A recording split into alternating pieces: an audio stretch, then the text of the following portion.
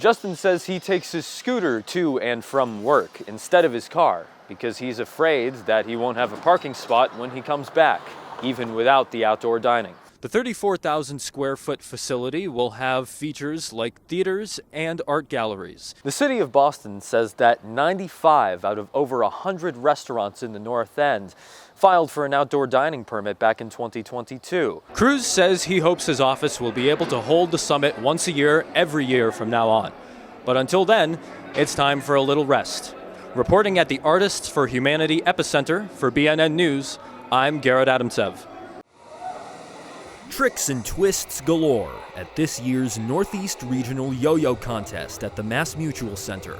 Nearly 100 competitors across 10 divisions put their stringing skills to the test in choreographed yo-yo routines to be graded on skill, control, and rhythm.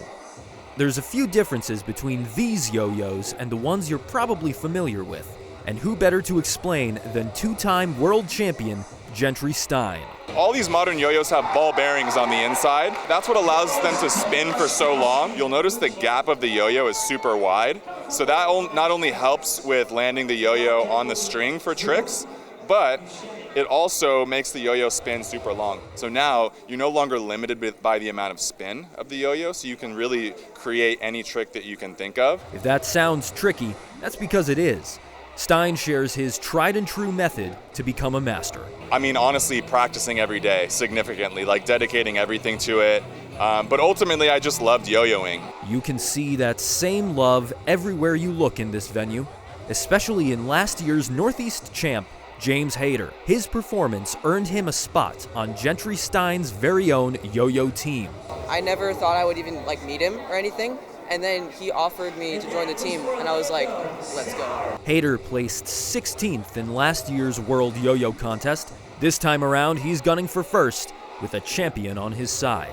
Now, I'm 24 years old, and the most I can do is walk the dog every once in a while.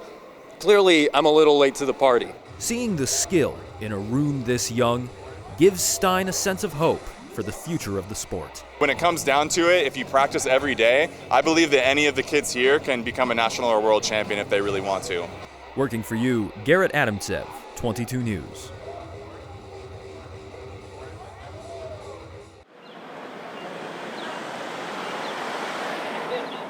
It's a busy Tuesday morning in Boston's North End, but is it too busy for street-side restaurant seating?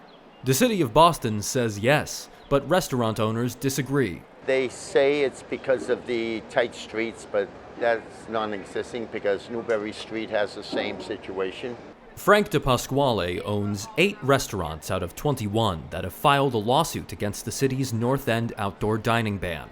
This comes 2 years after the city charged only North End restaurants $7,500 per location to host outdoor dining in 2022. I'd like to have that maybe $200,000 that I spent and give it to my children and not to the city. I pay enough taxes. The city's website mentions high foot traffic, restaurant density, and narrow streets as reasons for the ban, but Carla Gomez isn't convinced. Her restaurants, along with the others involved in the lawsuit, closed for 2 hours on March 28th to protest the ban and raise awareness of the North End side of the story. That once the residents in other neighborhoods and people find out that they've been lied to, that they've been disillusioned through this whole thing, we really believe that they would be more inclined to want outdoor dining. For a lifelong resident of the North End, outdoor dining was a useful addition to the area following the COVID-19 pandemic, but it had its problems. There was, trash in every area of the city. You couldn't move your car, like I said, to go down half these streets because most of them were being blocked. Justin Derrick is a North End native and car owner who could always use more space on the road here. But he's optimistic about the restaurant scene, even with the ban in place. I see their restaurants are always jammed. I see lines down the street of different restaurants all the time. And it's good, that's what you want. We want this neighborhood to be vibrant, to be making money. The North End is the best neighborhood in the city of Boston, and everybody knows it. The city of Boston says that 95 out of over 100 restaurants in the North End filed for an outdoor dining permit back in 2022, but regardless is holding steady on this upcoming season's ban.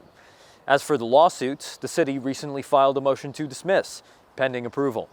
For BNN News, I'm Garrett Adamtsev.